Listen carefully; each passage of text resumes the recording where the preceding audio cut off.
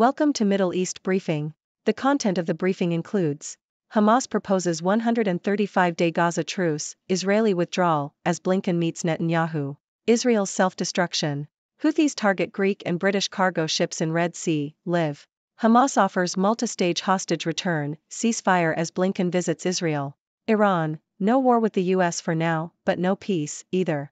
Hamas proposes 135-day Gaza truce, Israeli withdrawal, as Blinken meets Netanyahu. South China Morning Post. Hamas has proposed a ceasefire plan that would last for 4.5 months and would require Israel to withdraw its troops from the Gaza Strip. The proposal, which comes in response to an offer sent by Qatari and Egyptian mediators, was met with hope and relief in the Gaza Strip. However, there was no immediate public response from Israel, which has previously said that it will not pull its troops out of Gaza until Hamas is wiped out. The Hamas counterproposal envisages 3 phases of a truce, lasting 45 days each. During the first phase, all Israeli women hostages, males under 19, and the elderly and sick would be released, in exchange for the release of Palestinian women and children from Israeli jails. The second phase would include the release of remaining male hostages and the withdrawal of Israeli forces outside the borders of all areas of the Gaza Strip. The truce would also increase the flow of food and other aid to Gaza's desperate civilians, who are facing hunger and dire shortages of basic supplies. Israel's self-destruction. Foreign Affairs. The October 7, 2023 attack by Palestinian militants on Israel has exposed the failure of Israeli Prime Minister Benjamin Netanyahu's strategy to sideline the Palestinian conflict, writes Shlomo Ben-Ami in Foreign Affairs. Netanyahu has spent his career undermining the Palestinian national movement and has promised Israelis that they can prosper without peace. However, the attack by Hamas on multiple points along the Gazan border shows that the Palestinians have kept their cause alive and are still willing to fight. Ben-Ami argues that Israel can no longer ignore the Palestinian conflict and must come to terms with the Palestinians if it wants lasting security. However, Netanyahu has no strategy for eliminating Hamas and no clear plan for what would replace it as the de facto government of post-war Gaza. Furthermore, the divisions within Israeli society, exacerbated by Netanyahu's efforts to undermine democratic institutions, make it difficult for the country to pursue peace. The Israeli public has shifted to the right, and there is little energy or motivation to reignite a meaningful peace process in the near future. The author concludes that if Israel continues to fight among themselves and maintain the occupation indefinitely, the October 7 attack will be the beginning of a dark age in the country's history, characterized by more and growing violence. Israel's identity is becoming less liberal and egalitarian and more ethno-nationalist and militaristic. The chances of progressivism making a comeback and conservatives losing influence are dim, and Israel's future may look very much like its recent history, with conflict management and the occupation as state policy. Houthis target Greek and British cargo ships in Red Sea, live. The Independent. Iran-backed Houthi rebels in Yemen have fired 6 ballistic missiles at 2 ships in the Red Sea and Gulf of Aden, with 1 ship reporting minor damage. A Greek-owned bulk carrier was struck by 3 of the projectiles fired by the Houthis on Tuesday afternoon. Earlier in the day, the militants struck a British-owned cargo ship in the Red Sea. The USS Laboon operating near the Greek ship intercepted and shot down a 3rd anti-ship ballistic missile fired by the Houthis, the U.S. Central Command said.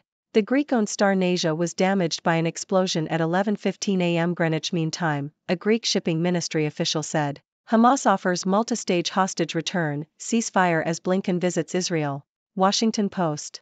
Hamas has released details of a 3-stage ceasefire deal that would see the release of Israeli hostages in Gaza, with the final stage involving a prisoner exchange of remains. The leaked text of its response to a truce proposal was verified by the Washington Post. The deal has been brokered by negotiators from the United States, Qatar, Israel, and Egypt in Paris last month. The first pause in fighting would last for 6 weeks and bring about the release of all civilian hostages held by the militant group in Gaza. In exchange, Israel would release 3 Palestinian prisoners for every 1 hostage Hamas frees. Hamas has previously said it wants any hostage deal to result in a permanent ceasefire, while Israeli Prime Minister Benjamin Netanyahu has vowed to fight on until total victory in Gaza. The Hamas reply is less definitive about a permanent ceasefire. Iran, no war with the US for now, but no peace, either. Deutsche Welle. The US believes it has identified the group responsible for a drone attack on a US base in Jordan that killed 3 soldiers at the end of January. National Security Council spokesman John Kirby has claimed that the Islamic Resistance in Iraq, an umbrella group for several Iraqi armed groups backed by Iran, planned and executed the attack. The U.S. carried out airstrikes in Iraq and Syria against Iranian-backed militias on June 27. There are now fears of direct conflict between the U.S. and Iran. Iran has denied any involvement in the drone attack. Trapped between two wars, Ukrainians in Gaza plead for an exit. Washington Post.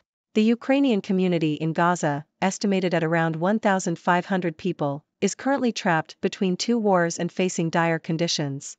Many Ukrainians in Gaza are pleading to return to Ukraine, even though it is currently under Russian invasion, as it is considered the safer option compared to being caught in the crossfire of the conflict in Gaza.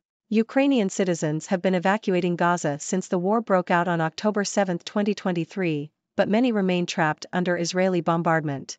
The Ukrainian government has been working closely with Israeli and Egyptian officials to evacuate citizens, but the process has been complicated by security concerns and logistical issues. Hamas counterproposal on hostage and ceasefire deal calls for phased Israeli pullout from Gaza and plan to end war. CNN. Hamas has given its response to a proposal for a ceasefire and hostage deal in Gaza, calling for a phased Israeli withdrawal from the enclave during a 4.5-month truce. The Palestinian militant group has proposed a three-phase deal that would also see the release of hostages held in exchange for Palestinian prisoners in Israel, as well as the start of a massive humanitarian effort. The response has been met with optimism by some parties involved, but one Israeli official said there was no way his country would accept it. Hamas responds to ceasefire deal with 135-day truce plan. BBC.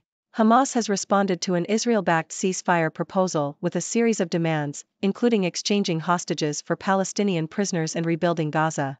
The armed group is calling for a full withdrawal of Israeli forces and an end to the war after 3 45-day truce phases.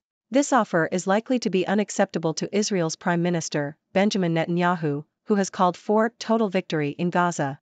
The U.S., one of the main brokers in the talks, still sees the ceasefire proposal as the best path forward and is pressing hard to achieve a sustained humanitarian pause. Italy's energy deal faces backlash in Africa. Foreign policy.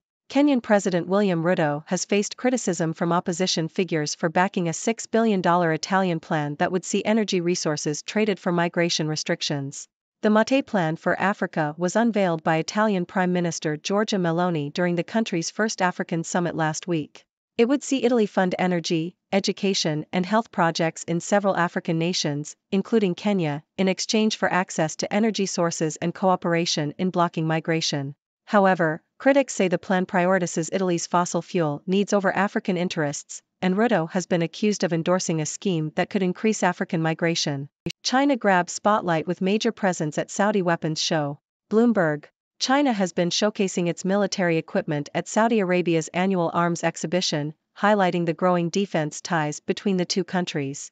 China's presence at the exhibition was significant, with state companies displaying a range of weaponry including drones, anti-aircraft missiles, and models of stealth fighter jets. China's military exports have been an important factor in the international market, and the country is seeking closer cooperation with Saudi Arabia in various fields, including aircraft and infrastructure. However, China has made only small advances in defense compared to its dominance in other sectors, such as energy. Ladies and gentlemen, I am Dr. Six, your resident observer from the Six Dimensions. Today, we have a mix of news from around the world. First, Hamas has proposed a 135-day truce and Israeli withdrawal from the Gaza Strip, which brings hope for peace in the region. However, it remains to be seen how Israel will respond to this proposal. Moving on to Israel, there is growing concern that Prime Minister Benjamin Netanyahu's strategy of sidelining the Palestinian conflict has failed. The recent attack by Hamas shows that the Palestinians are still willing to fight for their cause. Israel must come to terms with the Palestinians if it wants lasting security, but there is little motivation for peace in the country at the moment. In Yemen, Iran-backed Houthi rebels have targeted Greek and British cargo ships in the Red Sea. This raises concerns of escalating conflict between Iran and the U.S., as the U.S. believes it has identified Iran-backed groups responsible for a drone attack in Jordan. Meanwhile, Ukrainians in Gaza find themselves trapped between two wars and are pleading for an exit. Many are desperate to return to Ukraine, even though it is currently under Russian invasion, as it is considered safer than staying in Gaza. The evacuation process has been complicated by security concerns and logistical issues. Hamas has also responded to a proposal for a ceasefire and hostage deal in Gaza, calling for a phased Israeli withdrawal and the release of hostages in exchange for Palestinian prisoners. While some parties involved are optimistic, it is uncertain whether Israel will accept this counterproposal. In Africa, Kenyan President William Ruto is facing criticism for backing a $6 billion Italian plan that would trade energy resources for migration restrictions. Critics argue that the plan prioritizes Italy's needs over African interests and could increase African migration. Lastly, China has made its presence known at Saudi Arabia's arms exhibition, showcasing its military equipment and highlighting the growing defense ties between the two countries. China's military exports have been influential in the international market, and it seeks closer cooperation with Saudi Arabia in various fields. That's all for today's news. It's clear that the world is facing numerous challenges and complexities. The path to peace and stability is often a rocky one, but it's important to remain hopeful and open to dialogue. Now, I would love to hear your thoughts. What are your ideas on these issues? Thank you for tuning in. The content above showcases the latest briefing reports and analytical synopses, thoughtfully curated by the 6Do team. These insights stem from a wide array of reputable media outlets, think tanks, government sources, and specialized experts worldwide. We encourage you to explore these sources for a comprehensive perspective. Keep in mind that while the content may not always align with the official standpoint of 6Do Brief, it's not meant to be taken as absolute directives for decision-making. Comprising seasoned media professionals, learned scholars, and accomplished scientists, the 6Do team embodies a trailblazing, fully independent media entity. To customize 6Do Brief to meet your professional needs, you have the option to subscribe to a diverse array of briefings on our website, 6dobrief.com. Regardless of your location, you can conveniently receive 6Do Brief via email.